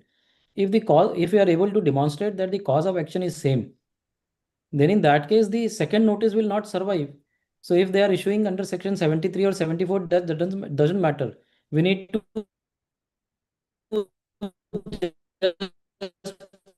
point out that this is the note already received this subject to light of the guidelines which is issued in para 97 clause so and so of the apex code in armor securities. Then if it doesn't drop, then in spite of going for the appeal, directly go to the high court under article 226 as per the guidelines given by the apex code. Great, sir. Sir, another question on the same line of parallel proceedings is asked by C. Dharmender Anand. Sir, in case of parallel proceedings, if SGST, who initiated proceedings, let's say for 100 rupees purchase from Mr. A, but as per CGST authorities, the amount is 125. Can still this judgment prevails? Armor Securities he is referring. Yes, if the purchase is from A only, then the amount difference doesn't matter because the cause of action is the purchase from Mr. A, and therefore armor securities will apply. Wonderful. Sir, I also have a small question on this. With the permission of Rajender, can I ask, please? Ajay sir, my audit is already completed under section 65 and it was a detailed audit. There is all kind of queries. I replied, legal issues also there is. Can they conduct investigation search under section 65 thereafter for the same tax period without specifying any reason? And in the search also they determine the same kind of issues basically. And they are not ready to withdraw that search. So is it possible, sir? My Sir, audit is under section 65 is already completed. Sir, unfortunately, under service tax and excise regime, we have a lot of such instances wherein the audit was completed, then the DGCI came or the investigation preventive came, and the courts have continued. They have said that yes, audit के बाद ये investigation तो बहुत detail में करते होते हैं, तो they can continue. But when it comes to GST, I have a different view. Right. Reason being, section 65 is a code in itself. Because it says that if you are not satisfied, if the issues are not settled, you can directly issue a show cause notice under 73 or 74. Exactly. So the same will be the purpose of investigation also. Now, inquiring once, doing an audit, that means you are doubting the capacity of your audit team. Right. Sir, So, moreover, 65 is a very, very detailed audit. It's not exactly. 61, it's a 65 audit. Correct. So, post 65 audit, sir. Two Please, things, sir. sir. One, clause 13 of section 2, if we read the definition of audit, it is so broad. Two, section 65 itself is a code in itself which says that if you are not satisfied, you will have to issue a show cause notice under section 73 or 74. So both under 73 also, 74 also, the powers are given. So I am of the belief in GST specifically because that was not the case in excise and service tax. Right. I am of the belief that if the audit is concluded within the time limit which is given in the law, then in that case, they cannot initiate the subsequent investigation action for the same cause of action. Right. So that is permissible. But let me share one thing. Yesterday in Delhi High Court, there was one matter.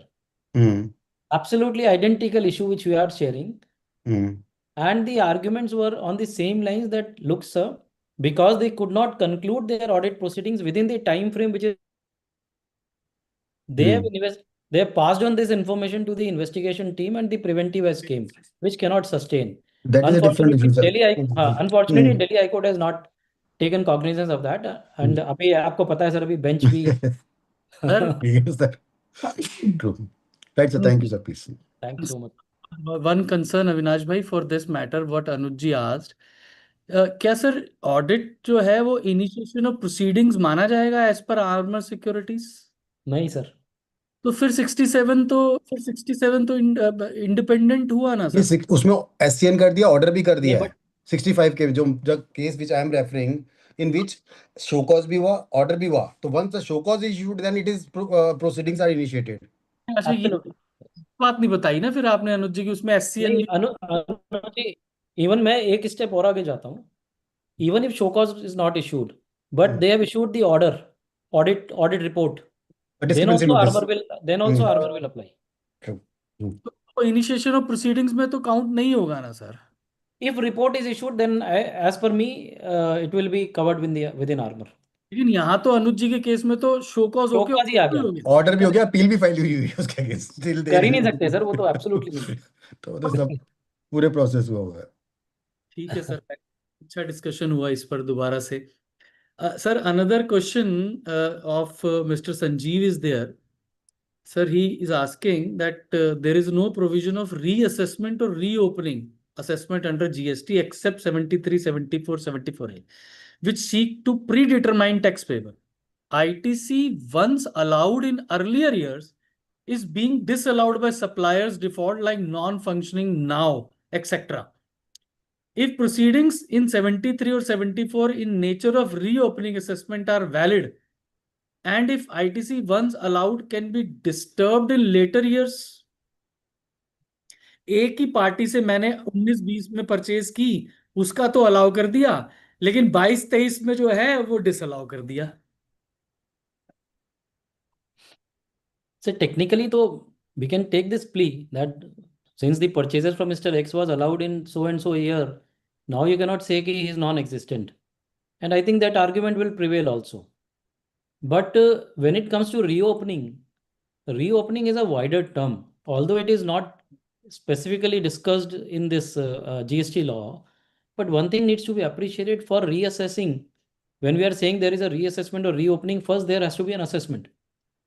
So if there is already an order under section 73 or 74, and then they are trying to reopen it, that will be the actual reassessment. Otherwise, first time if they are issuing after 4 years, 5 years within the time limit, then it is permissible. Sir I think ये first question में fit होगा reopening कि Correct. 73 हो गया था, फिर उसी matter के लिए 74 कर रहे हैं, तो वो हो Correct. सकता है रीओपनिंग या revisiting the opinion already made by the department. Correct. Right, sir. एक अनोनिमस अटेंडी है sir. If land is transferred for development to developer and sale as sale developed land through JV, will GST be levied? If yes, how? मैं repeat करूं sir? GST will not be levied in my humble understanding, because I am already arguing these matters before Bombay and Gujarat High Court, wherein I am arguing on the same line. And now you have a precedence also, Gujarat Chamber of Commerce and Industry, in which almost likely almost on the same lines the decision has been given. So it is nothing but the sale of land.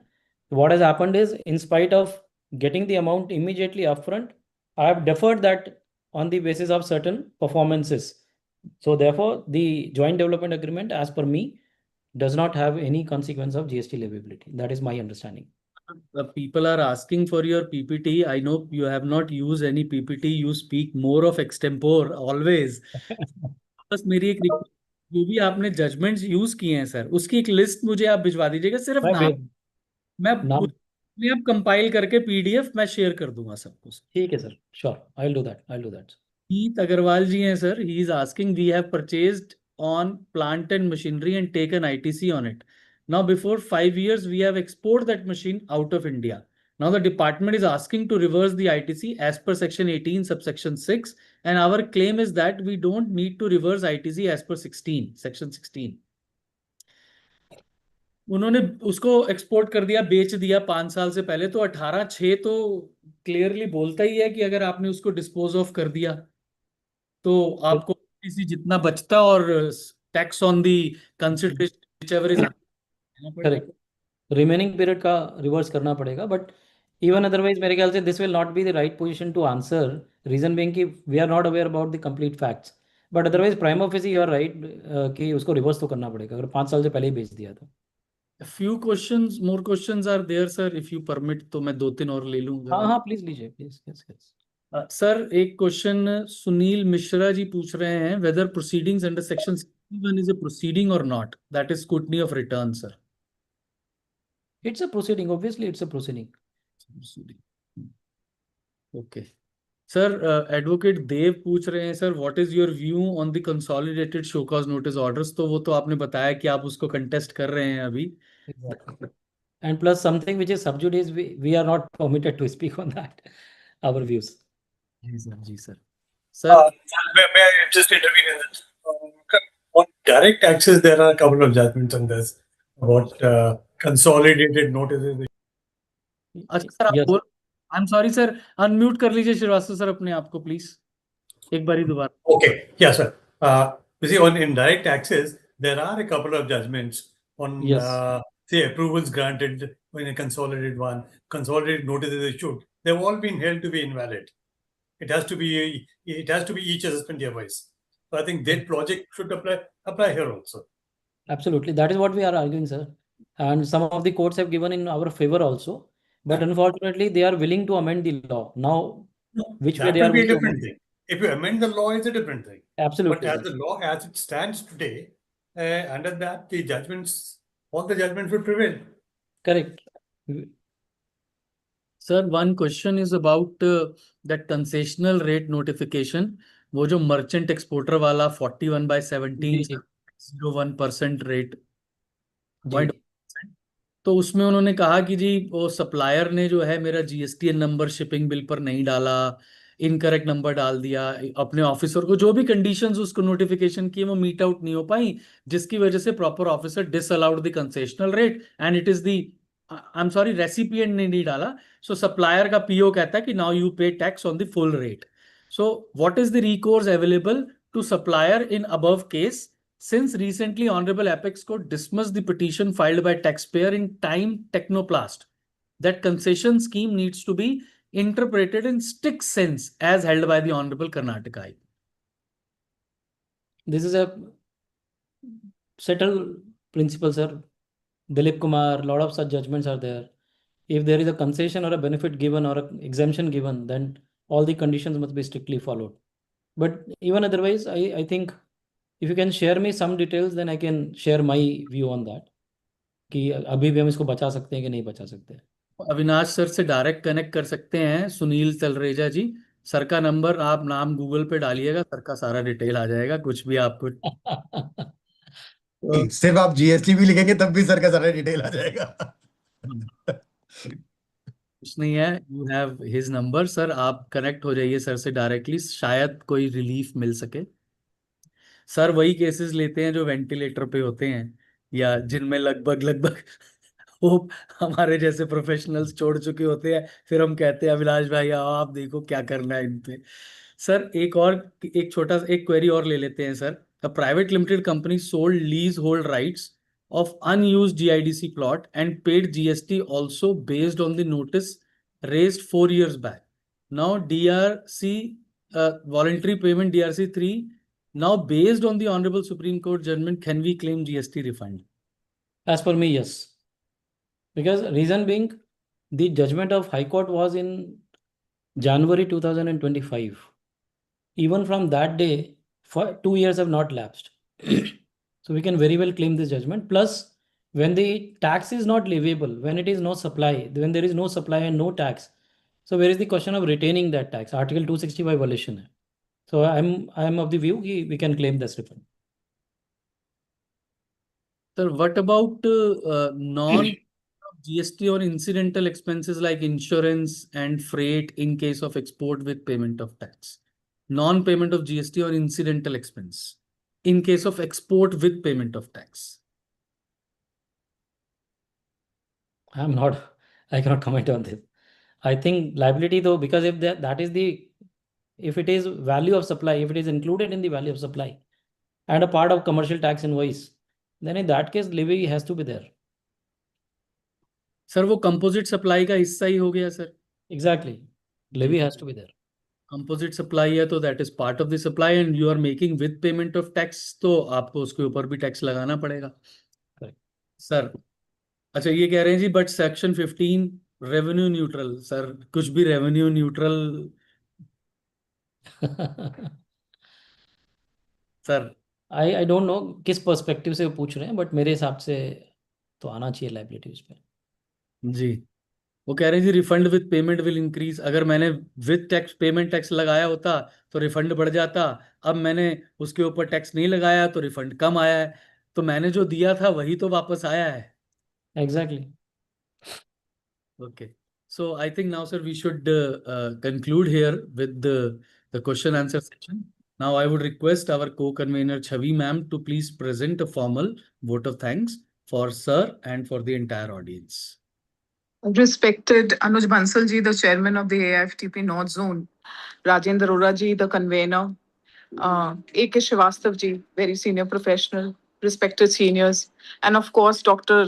Avinash Poddar sir.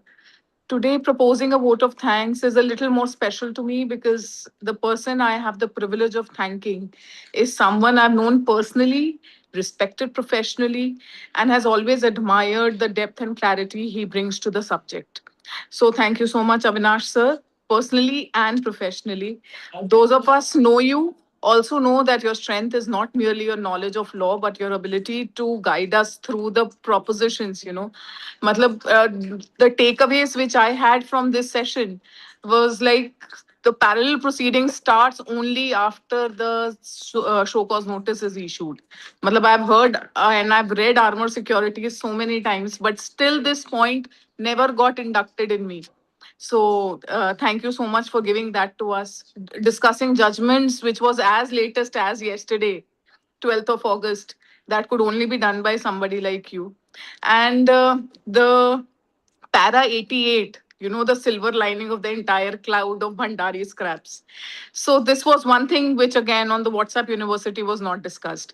So I don't think so anybody better could have been today to discuss the ratios of the latest Supreme Court judgments in the GST law. It suited you perfectly, and in whatever time was available with us, that was the best possible we could have done. We are extremely grateful for the generosity of knowledge you have always shown to us.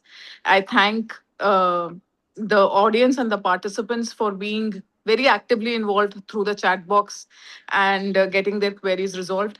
And thank you so much, everybody, for being a part of this engaging seminar and a very interactive seminar. Thank you so much, everyone. And more than 200 participants have joined across the country.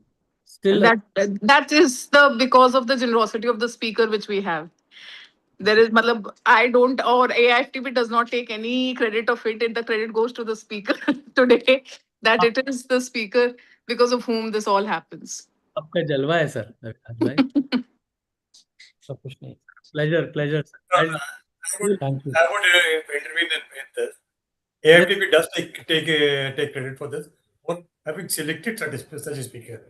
Completely Really? agree, sir. I completely So agree we with have that, sir. we have to select a proper speaker who is who is on the subject, empathetic, has the latest information, and also Completely empathetic agree. and clarity on law. Right. Thank you. तो मैं Thank ज्यादा अविनाश भाई के पीछे पड़ गया. मैंने कहा साहब, और अविनाश भाई हैज बीन सो काइंड. उन्होंने पहले कहा मैं चेक करूंगा, मैंने फिर दोबारा मैसेज डाल दिया. सर मना नहीं करने दिया मैंने. Matlab, I have yet to meet a kindest soul as an advocate, not as a chartered, as an advocate, than Avinash sir till date. Matlab, I can say that on record. Thank you for the kind words. Thank you, sir. Thank you so much, sir. Avinash जी, आप, मैंने कहा इतने kind नहीं है, fees पूरी लेते. अगर ventilator से पेशेंट को वापस लाने के बाद वेंटिलेटर की फीस है. चलो. Thanks, Okay, sir. sir. Thanks, Thank sir. you. So we are Thank you. formally closing this meeting now. Please. Thank you so much. Thank you.